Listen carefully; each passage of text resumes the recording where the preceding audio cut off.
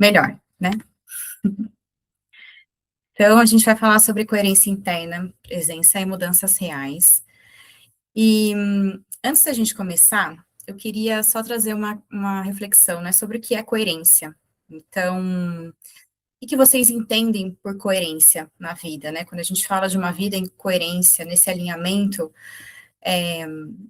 como que vocês percebem isso na vida de vocês, né? Hoje, se vocês olham para a vida conforme vocês levam, né? Essa vida, ela tá em alinhamento, ela tá em desalinhamento, vocês têm sentido paz interna, ou vocês se percebem muito mais em conflito, né? Se vocês se percebem com tensões, com incômodos, né? Com algo ali que impede a fluidez. Esse é o primeiro ponto para a gente refletir sobre a coerência. E aí existem duas formas de a gente olhar, né? A gente pode olhar isso sob esse ponto de vista do alinhamento entre os nossos pensamentos, emoções e ações. Mas será que é só isso? Será que não tem ainda um pedacinho dessa coerência que fica faltando? Porque, por exemplo, eu posso estar com medo de uma situação, e aí eu tenho um pensamento que reforça esse medo dessa situação, e eu posso ter uma ação que seja condizente a esse medo. Então, nesse cenário, eu me mantive em coerência entre o que eu pensei, o que eu senti e o que eu fiz. Mas depois que aquilo passa, será que eu ainda consigo me manter em paz? Ou será que internamente eu não começo a criar algum tipo de ruído, uma vez que eu tomei uma ação baseada em um medo? Ou senti raiva de alguma situação. Me vem um pensamento que reforçou aquela raiva. Fui lá e agi em alinhamento com aquela raiva, né? Fui agressiva, fui violenta. Será que depois disso, mesmo eu tendo seguido esse alinhamento entre o meu pensamento, a minha emoção e a minha ação, será que depois eu vou me sentir bem, tendo sido agressiva com alguma pessoa, tendo sido violenta com alguma pessoa? Será que internamente, mesmo eu tendo agido coerente a princípio, eu não vou ter uma sensação ruim, desconfortável, algum tipo de incômodo, né? E é justamente esse ponto que eu queria reforçar. Quando a gente fala de coerência, a gente não está falando só sobre esse alinhamento. A gente tem que olhar para a base que esse alinhamento tá. Se ela for uma base de distorção, né? Se ela não for uma base alinhada na essência, eu vou poder ter uma ação coerente com aquele sentimento, mas aquele sentimento vai ser uma distorção. Aquele pensamento vai ter a base em uma distorção, vai ter base em um desalinhamento com a minha essência. Então, a coerência real, quando a gente fala dela, a gente precisa olhar para essa conexão com a nossa essência. Porque o que vai determinar se a gente realmente está em coerência, se a gente está sentindo essa paz, é justamente o quanto a gente consegue permanecer longe desse conflito interno, longe dessa tensão.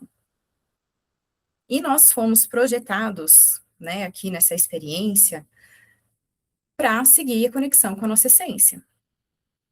Então, toda vez que a gente der algum passo diferente daquilo que a nossa alma busca, a gente vai sentir um ruído, a gente vai sentir um desconforto. Se a gente for olhar para a nossa vida e a gente identificar os incômodos, né, que vão surgindo, é possível que a gente comece a perceber que exista uma contradição entre o que a sua alma quer viver e o que você está vivendo. E esse ruído vai gerando uma série de agravamentos, que podem, inclusive, né, se tornarem agravamentos físicos, né, em doenças, né, a depender desse nível de desalinhamento que a gente encontra. Então, coerência real passa por essa reconexão com a essência, passa por a gente voltar para a conexão do nosso eixo, passa para a gente refletir se a gente tem agido na vida a partir de vontades da nossa alma, ou se a gente tem agido seguindo desejos e demandas da nossa mente e do nosso ego. A nossa mente e o nosso ego, eles fazem parte do nosso processo, são ferramentas. Eles nos servem para as experiências. O nosso grande ponto em relação a isso é quando a gente começa a acreditar que a gente é a nossa mente e o nosso ego. E a gente começa a se confundir. A gente começa a achar que aquele desejo, ele é um desejo realmente da nossa alma, mas às vezes é, na verdade, uma tentativa de resolução de um conflito da nossa mente ou do nosso ego. E a cada vez que a gente vai seguindo esse caminho, a gente vai se distanciando realmente da nossa essência. E eu queria trazer uma reflexão para a gente já começar a fazer, né, sobre essa questão da coerência. Então, como que ela se manifesta na vida de vocês hoje? Como vocês percebem? E eu vou trazer alguns exemplos para a gente tentar tangibilizar um pouco mais, porque às vezes pode estar muito claro, né? Ah, tá bom, eu já tenho muita clareza de onde eu tenho sido incoerente, de onde realmente eu estou desconectada, mas às vezes a gente está ali tão no automático, na correria, que a gente não se dá conta, né? Então, vou trazer aqui alguns aspectos que nos ajudam, né, a identificar. Primeiro, né, uma sensação de que às vezes a gente pode estar perdido, aquela sensação de que a gente está vivendo uma vida que não necessariamente é aquela que a gente gostaria, essa sensação de deslocamento, às vezes é aquele desconforto de que tem alguma coisa errada, né, você está em um lugar, mas você sente que talvez não devesse estar ali, e aí você está lá, enquanto você está nesse lugar, você está pensando em outro, então você está sempre nessa fragmentação. Ali existe um ponto de ruído, né, algo ali que está sinalizando que existe essa contradição entre o que você quer e o que você tem feito. Um outro ponto que costuma aparecer muito, sobrecarga mental, a ansiedade. O excesso de pensamento, ele também, às vezes, entra para justamente fazer com que a gente compense alguma coisa. Nossa mente, ela começa a acelerar quando a gente se percebe em conflito, ela quer resolver. Então, a gente começa a ter medos, a gente começa a ter dúvidas, a gente começa a ter insegurança, né? A mente, ela vai tentando compensar um desequilíbrio interno. Autossabotagem, né? O que que é autossabotagem? A gente quer fazer uma coisa, mas a gente não consegue sustentar. A gente não tem força para fazer aquilo que a gente gostaria. A gente procrastina, a gente sente culpa, a gente tenta fazer o movimento, mas daqui a pouco, a hora que a gente vê, o movimento a gente nem começou. Por quê? Porque alguma coisa aconteceu ali que impediu você de dar o passo. Isso também é um movimento que revela algum desalinhamento.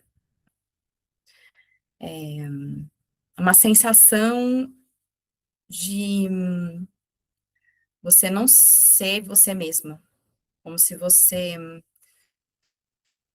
agisse sempre buscando ser alguém que você não é. Você cria personagens, você se coloca em situações, se apresenta de formas incompatíveis com aquilo que você acredita, seja para performar alguma coisa, porque há um desconforto de você não ser você mesmo. Então, isso também é um sintoma, porque tudo isso vai gerando desconforto. A gente vai sentindo, a gente pode tentar mentir para a gente pode tentar fingir que não está vendo, mas a nossa alma sabe, porque a nossa alma, ela está baseada na verdade. E a verdade sempre quer ser revelada. E ela sempre é revelada, em algum nível. Então, a gente começa a sentir esses ruídos internos, que são essas sinalizações, né, de que tem algo incompatível, de que tem algo distorcido. Relações confusas e desgastantes. Então, a gente está ali convivendo com pessoas e sempre é difícil, sempre é puxado, né? Sempre tem ruído, né? A gente sente que a nossa energia está sempre sendo drenada de alguma forma naquelas relações. Isso também é sintoma dessa incoerência. Se sempre é um desafio me relacionar, por que será? O que será que tem, né? Como será que eu estou me colocando nesse relacionamento? Será que eu estou tentando me encaixar? Será que eu estou tentando agradar? Será que eu estou tentando caber nessa relação? E toda vez que eu faço isso, será que a minha alma fica feliz com isso? Eu posso, de novo, estar agindo de acordo com o medo, com, né, alinhando o meu pensamento, minha emoção e a minha ação, mas e a minha essência diante disso? Qual é o espaço que eu estou dando para ela? Então, esse desconforto também vai surgir. E tudo isso resulta também em um cansaço profundo, porque para sustentar todo esse movimento de desalinhamento com a nossa essência, a gente gasta muita energia. É muito mais fácil a gente simplesmente ser quem a gente é. Seria muito mais fácil, né? Porque a gente acaba complicando. Mas a gente gasta muito mais energia tentando não ser quem a gente é. Tentando criar um personagem, tentando harmonizar um desconforto que é claro. Às vezes a sua alma, ela tá te pedindo uma coisa que é clara, porque a verdade, ela é reta. Ela não tem, né, ela é aquilo. Mas, se eu não tô conectada a isso, eu posso não reconhecer. E aí eu vou criar toda uma volta, eu vou gastar toda a energia para tentar me encaixar ou tentar fazer com que aquele desconforto suma, sendo que, na verdade, o que eu precisava era abrir espaço para entender exatamente o que a minha essência estava pedindo naquele momento. Então, a coerência real, ela passa muito por esse alinhamento com a nossa essência. Ela é esse nosso GPS interno. É ela que vai nos dizer quando a gente está realmente seguindo o caminho da verdade ou quando a gente está entrando em distorção. E, de novo, a verdade sempre quer ser revelada. Ela sempre vai querer ser vista. Uma das causas também que a gente pode ter quando a gente começa a se distanciar é o sofrimento. A gente tem medo de sofrer, a gente evita sofrer, a gente cria mecanismos de defesa contra o sofrimento. Mas o sofrimento, ele é a melhor coisa que pode acontecer com a gente quando a gente se desconecta. E ele serve justamente para isso, para nos mostrar o caminho de volta. Então, se a gente está em sofrimento, também é uma sinalização de que existe uma distorção, de que em algum lugar ali eu não estou agindo em coerência com a minha essência, de que eu estou desconectada. Então, o sofrimento, por mais que ele possa ser doloroso, ele sempre vai nos colocar no caminho de volta, no caminho de volta para a essência, né, desse retorno para nossa casa. É a garantia que a gente tem quando a gente sai da rota, é que a gente volta para a rota. Se a gente for olhar para a nossa vida, quantos momentos de sofrimento vocês não passaram? E quais foram os aprendizados desses momentos? Como vocês ficaram depois de terem entendido que aquele sofrimento queria mostrar? Em exemplos que a gente realmente consegue ter esse aprendizado. Em alguns momentos, o sofrimento ele acaba sendo mais desafiador e a gente estende um pouco ele. Mas em situações em que a gente consegue se manter em presença e consciente, a gente consegue identificar o que aquela situação está pedindo para a gente, o que aquela situação está querendo nos mostrar. Qual é o tipo de ajuste interno que aquela ação está pedindo, seja no entendimento, na interpretação do que está acontecendo, seja na ação que a gente tem diante daquilo que acontece. Então, o sofrimento, ele é importante, ele tem um papel na nossa vida. E esse papel, muitas vezes, é nos colocar de volta para esse eixo, para esse caminho da nossa essência. É a garantia que a gente tem de que a gente sempre vai retornar, se a gente abrir espaço para ele, se a gente não resistir a ele, porque ele está trazendo uma informação. E esse caminho da verdade, o caminho da essência, é um caminho sem volta. Toda vez que a gente se aproxima um pouco da nossa essência, a gente não consegue voltar para o que era. Então, observe na vida de vocês, né, aquela situação. Ah, mas eu sempre fiz daquele jeito. A partir do momento que você entende que aquilo não era, né, o ideal, depois que você vê, você não consegue desver. A partir do momento que você entende que aquela ação era uma ação desalinhada, o seu nível de tolerância em relação ao desalinhamento, ele passa a ser muito menor. Vamos trazer um exemplo, né? Vamos falar sobre colocar limite. Se a vida inteira você nunca colocou limite, por algum motivo, e aí você entende que você nunca conseguiu colocar limite porque você queria agradar as pessoas, tinha medo. Mas ao mesmo tempo você começou a perceber que aquele limite que você não colocava começou a ser violento com você, né? Você começou a ficar ruim.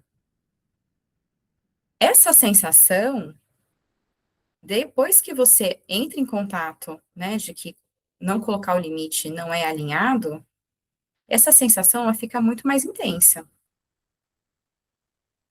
Toda vez que você for para uma ação em que você não conseguir colocar o limite, o peso daquilo vai ser muito maior do que quando você simplesmente estava vivendo no automático e, realmente, nunca falei não, segui a minha vida. Por quê? Porque quando você começa a entrar em contato com a sua essência, né, mínimo que seja esse contato, esse caminho, ele vai continuar te puxando, vai continuar te puxando. É a nossa tendência natural, é fazer esse caminho de volta para a nossa essência. Então, pode ser que algumas de vocês, né, alguns de vocês estejam vivendo situações na vida que ficaram insustentáveis. Que você olha e você fala, nossa, mas antes eu conseguia lidar super bem com isso. E agora tá impossível. Vem ali um sentimento visceral de que não dá para ser assim. Por quê? Porque uma vez que você começou a se aproximar da sua verdade, é impossível você dizer não para ela. É impossível você voltar para a ignorância. É impossível você fechar os olhos e seguir uma vida como antes, porque ela já foi revelada, ela já foi vista, ela já se fez presente. E esse caminho é o que puxa a gente sempre, né? Ele sempre vai puxar, porque no fundo a gente fala, né, sobre coerência real, mas qual que é o propósito disso tudo? É a gente viver em harmonia, né? Viver em liberdade, em felicidade, em paz, em plenitude. Esse é o caminho da realização.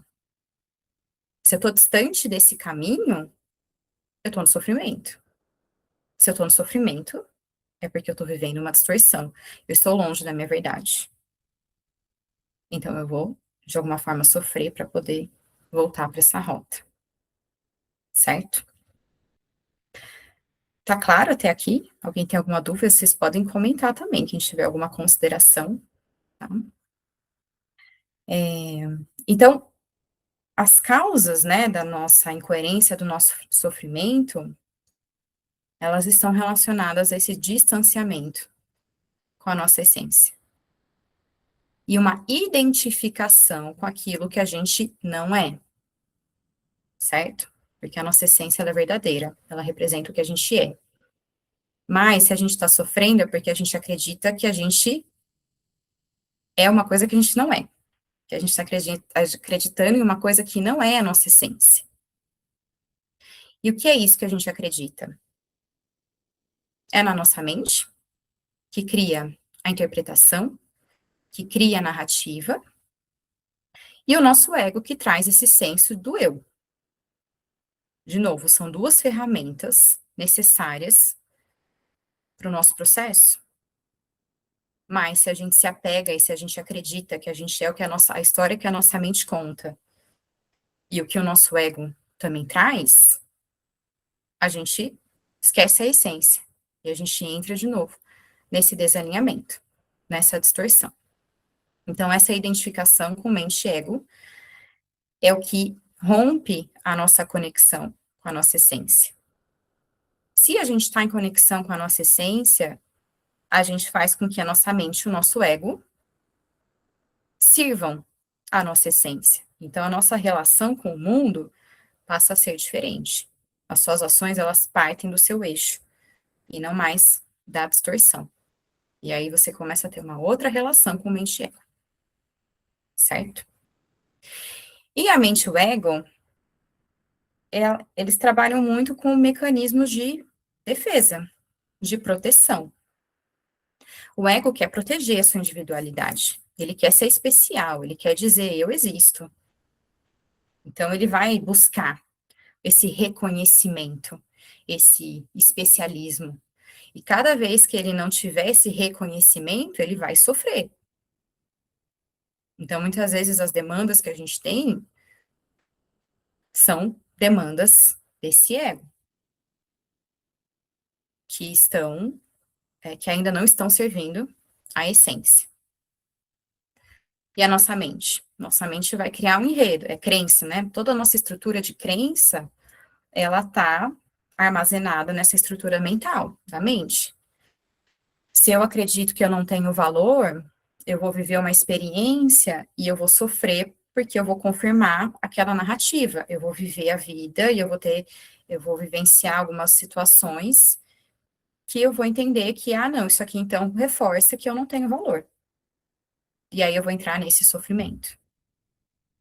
Eu vou partir de uma ideia incorreta de que eu não tenho valor. Porque tá, de novo, pautado em uma distorção.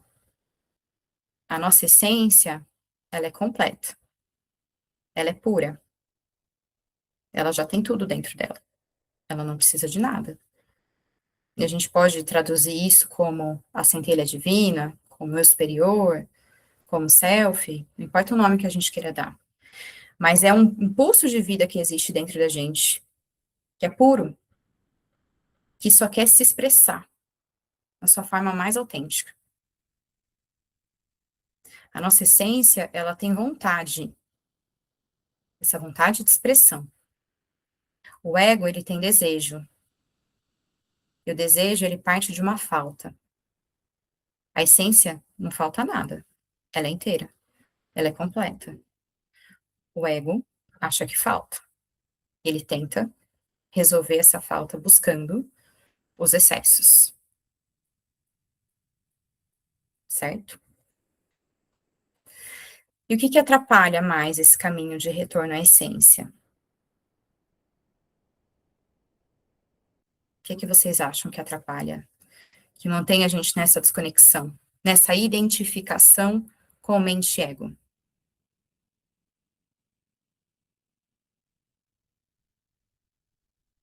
Espera que eu não consigo ler, cadê?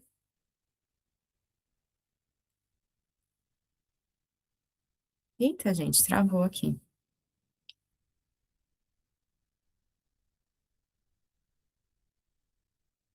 Onde é que eu vejo o chat? Bom, não tô vendo. Ah, crenças também. Mas o quê? Qual que é o ponto da crença que nos atrapalha? É a nossa relação com a crença. E essa relação com a crença, ela pode ser uma relação de julgamento, de apego e de aversão. Toda vez que eu julgo um comportamento, uma forma de expressar, eu estou negando partes minhas. Eu estou me desconectando de mim. Eu estou criando um ruído. Eu não estou me permitindo ver com honestidade aquilo que eu preciso ajustar em mim. Porque a minha mente e o meu ego vão tentar fazer com que eu acredite que aquilo não exista. É um mecanismo de defesa. Então, eu não vou conseguir lidar com a realidade. Eu tenho julgamento. Vou trazer um exemplo. No fundo, existe um conflito interno de que eu não tenho, sei lá, vou trazer de novo essa ideia do valor. Não tenho valor, certo? E aí o que que eu vou tentar fazer? O que que minha mente e meu ego vão tentar fazer? Vão tentar fingir que isso não existe. Se eu acho que eu não tenho valor, eu me sinto inferior, o que que eu vou tentar fazer? Eu vou tentar me sentir superior. Então, mente e ego vai me jogar nessa polaridade de superioridade, para compensar um sentimento interno de que eu não tenho valor, de que eu sou inferior. E aí eu vou começar a criar um conflito em relação a isso. Eu vou começar a sofrer toda vez que eu me sentir inferior, ou toda vez que eu entrar em contato com alguém que exerça de alguma forma uma superioridade em relação a mim, de acordo com a minha interpretação. E aí eu vou começar a julgar essa pessoa que é superior. Eu vou começar a achar um absurdo. E eu vou começar a falar que, nossa, olha essa pessoa, que arrogante, que não sei o quê. Só que esse meu processo de julgamento vai fazer com que eu alimente uma energia de raiva, talvez, e eu vou ficar distraída nisso. Em que momento que eu vou olhar e entender que a minha questão com a superioridade é porque, no fundo, eu me sinto inferior, porque eu acho que o meu valor não é suficiente? Se eu estou no julgamento, eu não estou refletindo, eu estou projetando, criticando, certo? Eu não estou fazendo o meu processo. Eu não estou olhando para a dor que eu sinto quando alguém se apresenta, né, de uma forma superior para mim. Então, o julgamento, ele vai me impedindo de acessar essas sensações. Ele vai me distraindo do meu processo. Ele vai me mantendo distante das reflexões que eu precisaria fazer, porque o meu entendimento de falta de valor também é uma distorção. Mas em que momento que eu vou conseguir olhar para isso e romper com essa distorção? Se eu estou ali distraída no julgamento, certo? E o julgamento, ele entra tanto nessa distração, quanto também em impedir que a gente reconheça partes nossas que a gente julga. Se eu não reconheço meu valor, eu tenho uma questão com a inferioridade, eu quero ser superior, eu entro em conflito com alguém que tenta ser superior. Se eu estou numa polaridade de inferioridade, em algum momento eu também vou para a polaridade de superioridade. Em algum momento eu também vou sair de um lado e vou para o outro. Se eu julgo quem está sendo superior, como é que eu vou admitir para mim mesma que no fundo eu também gostaria de ser superior? Mais uma reflexão. Porque se eu me incomodo com o outro, é porque de alguma forma aquilo dói em mim. Então, se eu entro no julgamento, eu de novo não estou olhando para a causa raiz do meu sofrimento. E se eu não estou olhando para a causa raiz do meu sofrimento, eu não consigo reestabelecer a reconexão com a minha essência.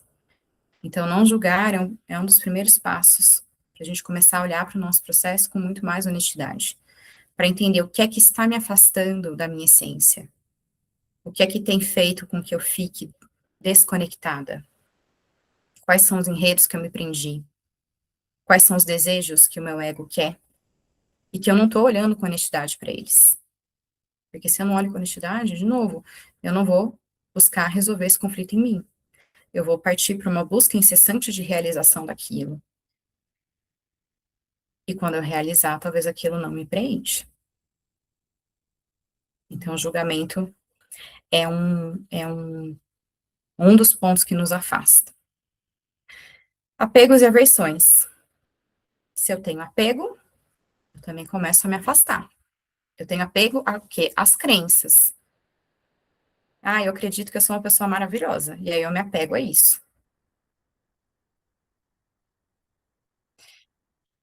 E aí? Será que realmente eu sinto dessa forma? Porque aqui a gente é da mente, mas não necessariamente o sentimento ele acompanha. Às vezes a gente entende de um jeito, mas sente de outro. Então, se eu estou apegada àquela ideia, eu posso também mascarar um sentimento que eu tenho em relação àquilo. E, de novo, eu não vou estar em honestidade com o meu processo. Mesma coisa a aversão. Vou voltar para o exemplo do valor. Se eu não reconheço meu próprio valor, eu posso ter comportamentos de carência. Mas carência é uma coisa absurda. Não quero ser carente, porque eu tenho um julgamento de que quem é carente, péssimo. Então, o que que eu estou fazendo? Eu não estou reconhecendo que, às vezes, sim, eu tenho ações que revelam a carência. Eu estou me distanciando, de novo, do entendimento do meu conflito. Porque eu tenho aversão àquilo, eu julgo aquilo como sendo ruim. Eu não consigo olhar para mim com honestidade. E se eu não olho com honestidade, eu não reconecto com a minha essência. Se eu não reconecto com a minha essência, eu não consigo viver em coerência, em paz, em alinhamento, em plenitude. Então tá tudo conectado dentro desse fluxo. Olhar em verdade, com honestidade, vai ajudando a gente limpar um pouco essas distorções que vão afastando. Então, eu preciso começar a praticar não julgar, porque daí, se eu não julgo o outro, eu paro de me julgar, eu paro de ter medo do que eu vou encontrar em mim mesma. E isso é importante. A gente tem que ter coragem de olhar para a nossa sombra, ter coragem de olhar para tudo isso, porque isso é ruído que desconecta a gente da nossa essência. Como é que eu limpo a sujeira? Quando eu vejo a sujeira, não dá para limpar sem ver. Então, eu preciso ver. E para eu ver, eu não posso julgar. Não posso ter apego, não posso ter aversão. Como eu faço isso? Praticando na vida, trazendo isso para o dia a dia, se percebendo. Ai, vou julgar? Opa, deixa eu me segurar aqui. Por que que eu estou querendo julgar? O que que eu estou tentando resolver dentro de mim quando eu julgo uma pessoa do lado de fora? Porque, em última instância, o julgamento ele é sempre sobre a gente mesmo, certo? E aí, um ponto importante, ainda nessa questão da conexão, né, com a nossa essência, são os valores. Porque os valores, eles ditam a forma com que a gente se relaciona com a vida. Tudo é o valor que a gente dá, a interpretação que a gente tem do mundo é o valor que a gente deu. Se eu acho que aquilo é muito bom ou muito ruim, foi o valor muito bom ou muito ruim que eu dei para aquilo, certo? As coisas, elas são o que são. Tanto que, para algumas pessoas, algo que é muito bom, para algumas pode ser péssimo. E para outras é maravilhoso. O que que determina se é muito bom ou não? O valor que você deu para aquilo. E os valores, eles conversam com a nossa essência. Então, quais são os valores que vocês hoje têm na vida de vocês? Vocês têm olhado para isso? O que que vocês valorizam? Honestidade, verdade, presença, lealdade, coragem, segurança. Quais são os valores que regem a vida de vocês?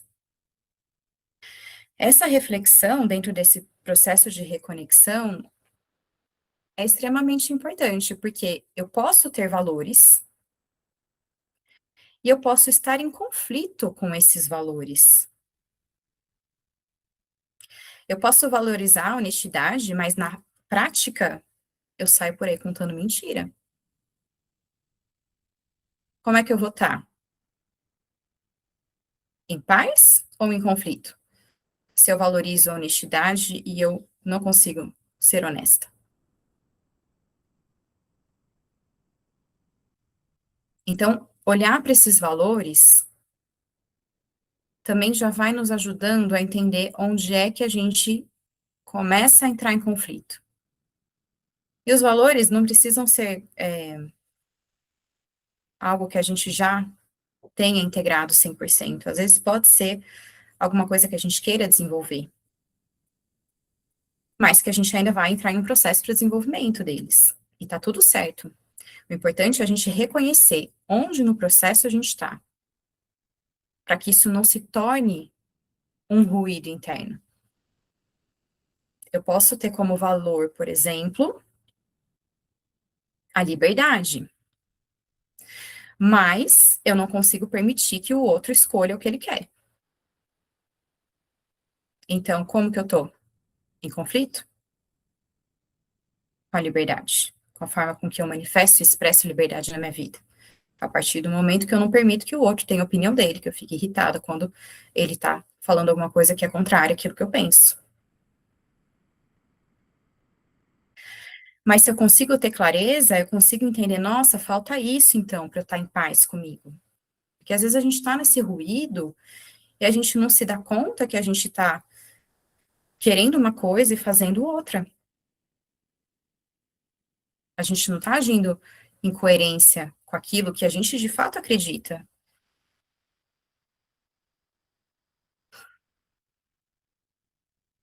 E o desconforto vem, o conflito vem, a tensão vem.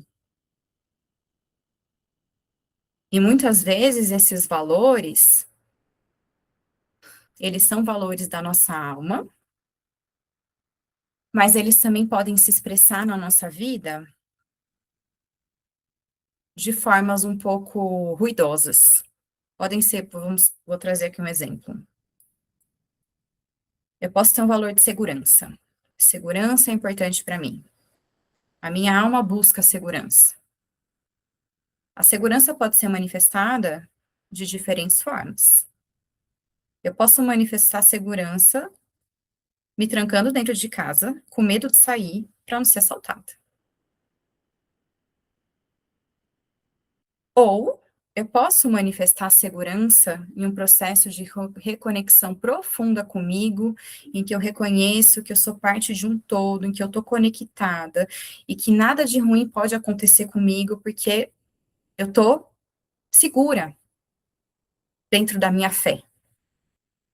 O valor é o mesmo, mas de um lado eu estou expressando ele de uma forma ruidosa, de um lado eu estou expressando ele com uma lente da minha mente, do meu ego, e do outro lado eu estou expressando ele com a minha essência. É o mesmo valor, mas ele está expressado de formas distintas. Talvez em algum momento em que eu esteja lá trancafiada dentro de casa, entendendo que segurança é importante para mim, pode ser que eu tenha um lapso de consciência e eu consiga entender que eu não preciso ter medo de nada, porque eu entendo que, não é possível que eu vá viver assim na vida. E aí, mesmo essa expressão ruidosa daquele valor pode me levar à reconexão do valor real, da essência. Então, nem tudo está perdido, né? Quando eu tenho um valor, ainda que a expressão dele seja baseada em mente ego, ele ainda me mostra um caminho de algo que a minha alma, que a minha essência busca. Só foi expressado de um jeito não tão compatível. Eu entendi o que minha alma queria, mas não exatamente o que ela queria. Eu entendi errado. Mas eu vou buscar até que eu consiga entender que a segurança que eu busco é essa segurança da conexão, e aí eu vou fazer esse caminho, e eu vou finalmente ficar em paz, e não precisar mais ficar trancafiada dentro de casa. E estar em alinhamento, em coerência com esse valor da segurança que é importante para minha essência. Certo? Então, os valores, eles são extremamente importantes. Reflitam sobre os valores, entrem em contato, né? Quando vocês tomam uma decisão, os valores, eles estão ali, né? Na forma com que a gente está se relacionando, nas decisões que a gente está tomando, né? Eles estão sempre ali. O ponto é, você está consciente disso ou você está inconsciente disso? Você está sendo fiel aos valores que você entende que são importantes para você, ou você está atropelando eles?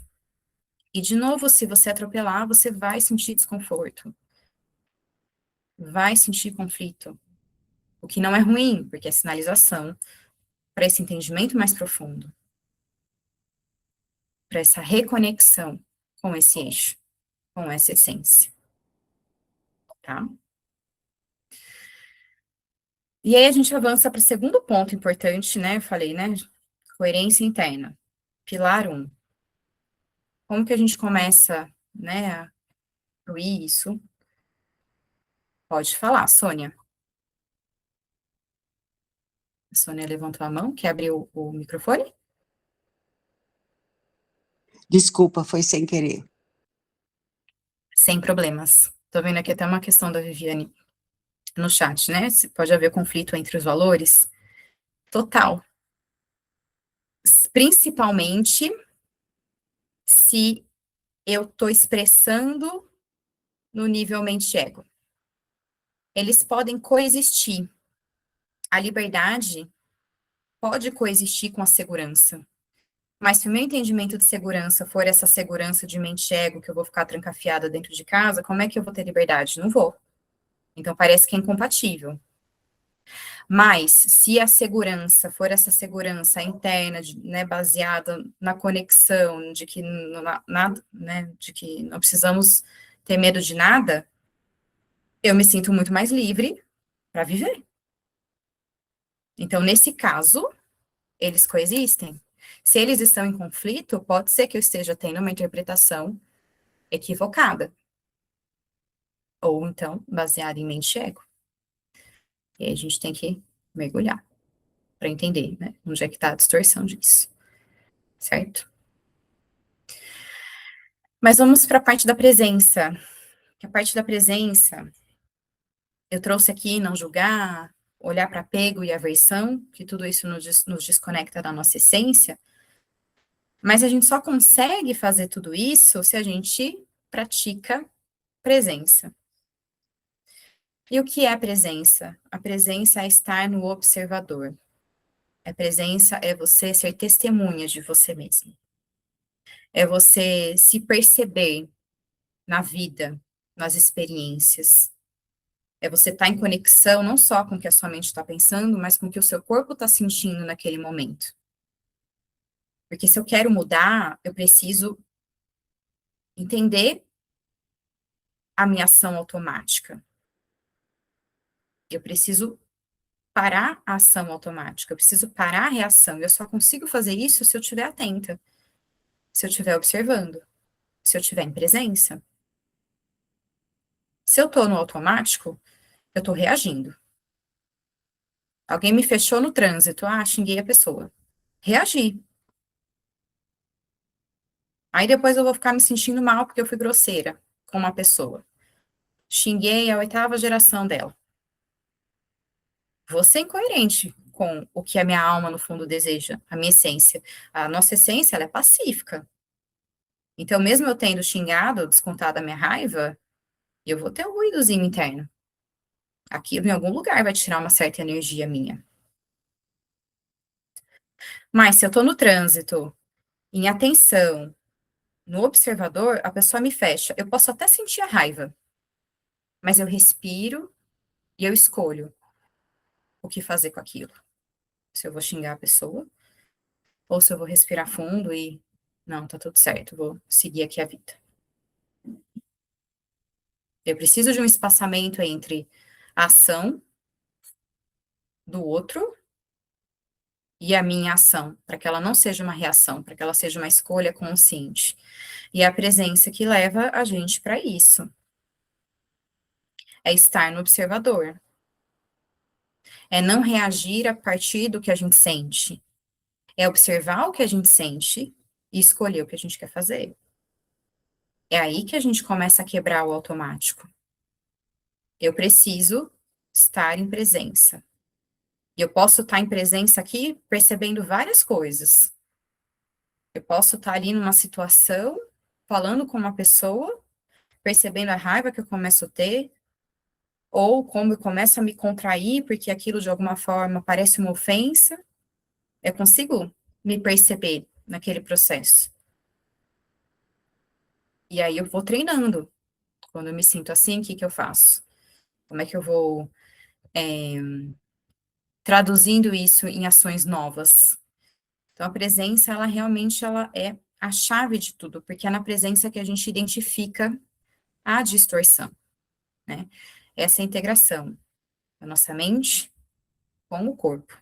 A gente está acostumado muito a estar na mente o tempo todo, a só pensar, racionalizar, a gente esquece que o nosso corpo, ele sente muito.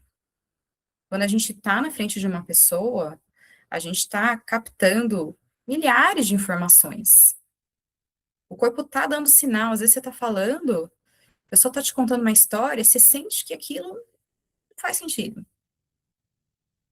Se você está na mente, você entra no enredo, você acredita.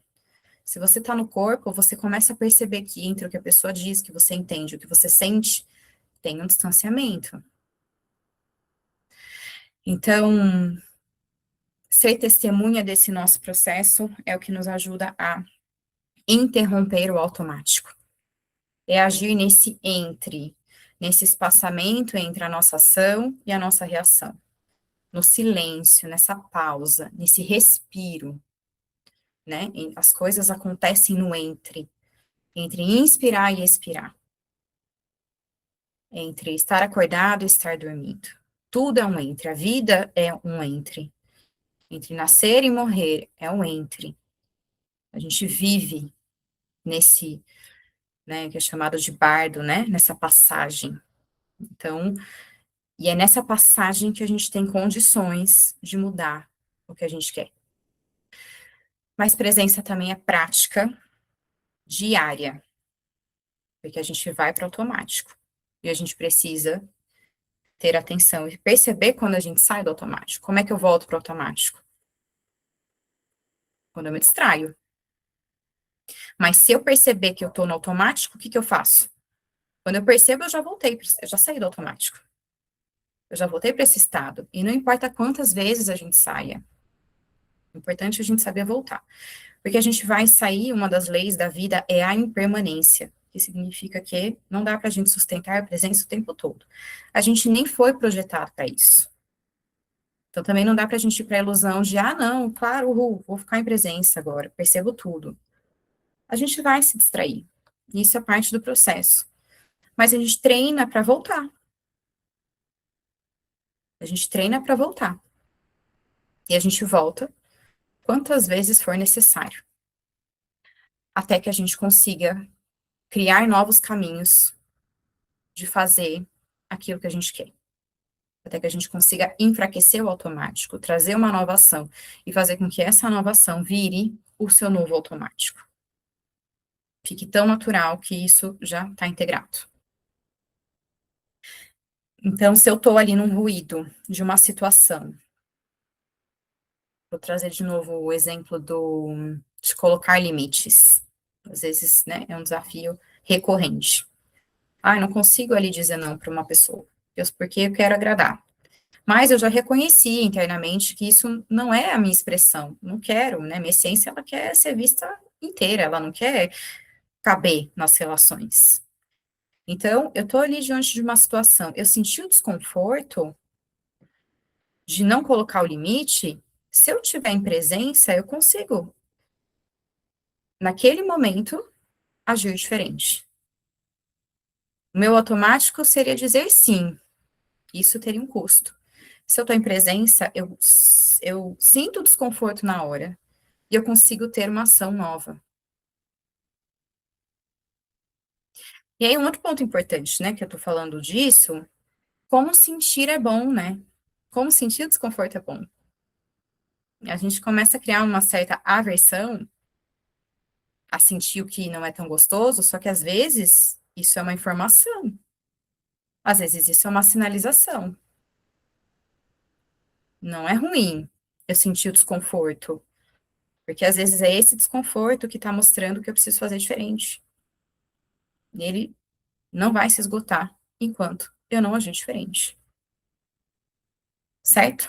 Então, presença é a chave para a gente conseguir fazer as mudanças, para a gente conseguir sair do automático e restabelecer esse eixo com a nossa essência. E aí começar a agir de forma mais coerente na vida. E depois da presença, a gente vai para a mudança real, que é a sustentação de tudo isso. Eu me mantenho na presença e na sustentação. Essas fases, elas coexistem, né? Simultaneamente. Então, elas estão ali. Eu estou na presença, observando e sustentando a ação nova. E sustentando o desconforto da ação nova. Para eu ter uma ação nova, eu preciso criar uma estrutura para eu lidar com o desconforto. Eu preciso conseguir bancar o que eu estou fazendo. Apesar da sensação ruim que às vezes aquilo pode me trazer. Mas, de novo, eu vou para essa prática, certo? Então, à medida em que eu vou treinando, que eu vou praticando, eu vou desenvolvendo uma estrutura para lidar com esse desconforto. É como você começar, sei lá, fazer uma atividade física. No começo, você vai subir 1 quilo no peso, certo? E aí você vai ficar com dor muscular depois. Conforme você vai todo dia levantando aquele peso, você vai aumentando o quê? A sua resistência àquela dor. Aquele peso deixa de ficar tão pesado e você consegue progredir na sua atividade. Isso vale para as ações da nossa vida. Às vezes a gente tem uma ação que parece, né? Nossa, internamente a gente quer morrer. Mas às vezes é uma coisa tão pequenininha, é só porque foi a primeira vez que a gente fez. E aí a gente vai sustentando isso até que a gente comece a ficar mais tranquilo em relação àquilo. Aquilo deixa de ser algo gigantesco. Então a gente vai criando essa estrutura para sustentar o desconforto. E essa fase da mudança não tem muito para onde fugir. A gente tem que fazer o que tem que ser feito, né? Tem que fazer ação alinhada com aquilo que eu quero. Se eu quero aprender a dizer não, colocar limites, eu vou ter que dizer não e colocar limite. Não tem nada que eu possa fazer que não seja isso. Não tem paliativo. Eu vou ter que chegar no momento e falar não. Então, às vezes, aquela ação que a gente está, é a que a gente precisa fazer para consolidar a mudança que a gente quer. Não tem como a gente fugir disso. Então, a gente vai ter que sustentar o desconforto daquilo. E a gente vai encontrar resistência. Dentro da gente, a gente vai criar muita resistência. Mas, se a gente está em presença, a gente consegue identificar as resistências que vão surgindo. E aí, a gente também consegue não reagir à resistência. A continuar escolhendo a ação consciente, apesar das resistências, porque a gente está na presença. Então, mudança real é sustentação do desconforto. Não tem atalho, não tem outro caminho. Tem a reconexão com a essência, a presença e a sustentação da ação. E um compromisso com a gente de se tornar indiferente às nossas resistências. A gente combina isso com a gente. Ah, vai doer? Saiba que vai doer. Vai ficar apesar da dor. Eu sou indiferente àquela dor. Não é uma dor que eu tô ignorando uma tensão emocional. Porque às vezes tem um processo emocional que ainda precisa ser concluído. E às vezes eu preciso abrir ainda espaço para processar alguma questão emocional da situação. Mas uma vez que eu processei, eu vou para ação. E eu me torno indiferente àquela resistência. A dor do desconforto, da sustentação. Eu preciso combinar isso comigo. Senão eu não consigo consolidar a mudança real. Senão eu só sei o que preciso mudar, mas eu não mudo. Eu só fico no campo mental, no campo do saber. E eu uso o que eu sei para justificar as minhas ações. Ah, mas eu faço isso porque, né, tive um trauma ali. E aí? O trauma já foi, ele já passou, você já entendeu e vai continuar vivendo nele?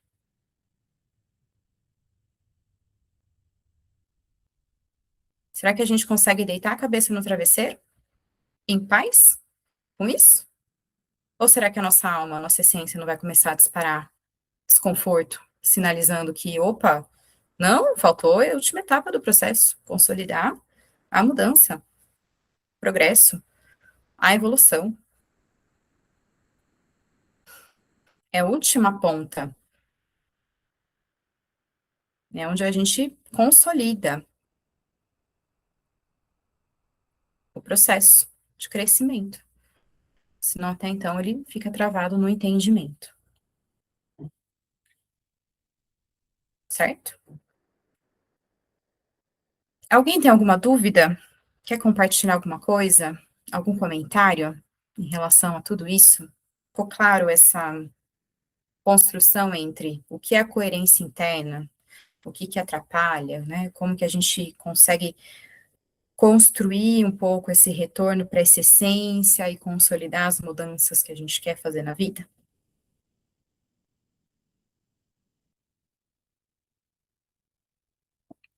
Sim. Alguém tem alguma dúvida? Quer compartilhar alguma coisa? Algo do processo? Não, só ia falar, Mari, que a gente vai dormir com esse tapa na cara agora, no finalzinho, mas tudo bem. Faz parte. Mas é um tapa com amor, porque, Sei. Muito amor, mas foi muito bom escutar esse finalzinho, principalmente. que bom, que bom. Sim, estar na presença é desafiador, porque ainda mais hoje que a gente tem uma série de estímulos e distrações, né? Tudo é uma distração. O celular, a rede social, né, telas, né, o trabalho acaba entrando nesse fluxo, a gente está atolado em coisas que a gente deveria fazer, né, e as ideias, os condicionamentos de como a gente deveria viver a vida, e a gente esquece de parar, respirar, e pensar se essa vida que a gente está recebendo como a vida que a gente deveria viver, se é de fato aquela que faz sentido. Então, presença é realmente, eu acho que o ponto mais desafiador, porque a gente pode abrir o espaço para discutir, para refletir sobre os valores, né, para ali com calma, você consegue, mas na hora da mudança e na hora do dia a dia, você está correndo entre uma reunião e outra, ou tendo que entregar um negócio, e aí como é que você fica na presença? Por isso a gente precisa criar mecanismos para esse treino. Então, você pode combinar com você, e aí, assim, a organização do seu dia é interessante também para você começar a colocar uma intenção e começar a se mover em direção a isso. Então, posso, durante o dia, combinar comigo que a cada vez que eu for tomar um gole de água, é o momento que eu respiro e volto para o meu centro. E eu dou um comando, centramento. Eu combino isso comigo. Ou eu coloco um despertador. Tocou o despertador, opa, centramento. No início, às vezes, a gente vai ter que fazer esses combinados até o momento em que isso se torne natural. De tanto praticar, isso comece a virar um hábito. E aí você passa muito mais em presença do que na distração. Mas, de novo, sem a ilusão de que a gente vai estar o tempo todo em presença por conta da lei da impermanência. Também não dá para a gente acreditar que, não, sim, agora realmente estou em presença direto. Não. Se você não dormir direito, ficar com sono, tiver fome, talvez a sua presença já fique comprometida. Então, a gente também tem que saber, né, que a gente vai oscilar e que oscilar faz parte. Mas tem que ter mecanismos para voltar. O segredo é esse, aprender a voltar. Praticar voltar.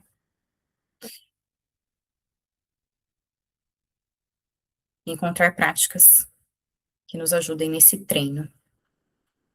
Tem a prática da meditação, até que a gente consiga meditar, é uma prática do quê? De voltar para a presença. Você senta ali, comecei a viajar no pensamento, volta. Comecei a viajar no pensamento, volta. Comecei a viajar no pensamento, volta. Essa é a prática. Até que você fique no observador. Enquanto você não ficar ali, você vai ficar indo e voltando, indo e voltando. O que não é ruim, porque você vai treinando voltar. E quando você vai para a vida, você vai voltando também, treinando essa volta. Então, é criar formas de voltar. E aí, cada um vai ter um jeito que vai se afinizar mais. E a gente vai testando. E às vezes esse formato pode mudar também, ao longo, né, dos movimentos. ok?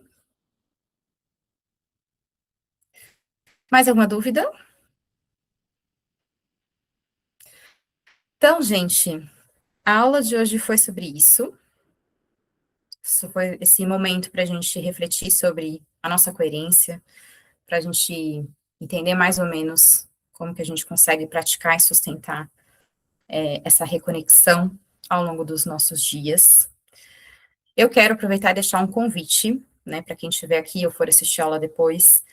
Eu vou abrir um grupo, né, para quem quiser fazer parte de um ciclo, uma jornada de sustentação de presença, de coerência, de 1º de junho até o dia 21 de junho, para a gente fazer um ciclo de 3 semanas, 21 dias, trabalhando na estrutura da sustentação para as mudanças que a gente quer. Então, trabalhando segurança interna, trabalhando autoconfiança, trabalhando sustentação interna das ações, para que a gente consiga ir para a vida começar a fazer as mudanças que a gente quer. Então, quem tiver interesse de fazer parte dessa jornada, me manda uma mensagem depois no particular, tá bom? E em grupo é sempre mais gostoso, a gente se fortalece, a gente consegue se ajudar nesses momentos de distração, de retorno. Então, deixo aqui o convite para quem quiser aprofundar nesse trabalho, mandar uma mensagem, eu passo mais detalhes, tá bom? E agradeço profundamente pela participação, pela presença, em especial. E se alguém também tiver alguma dúvida aqui, enfim, queira tirar no particular, pode me mandar mensagem também, tá bom? Então, boa noite, agora vamos descansar. E obrigada, gente, um beijo.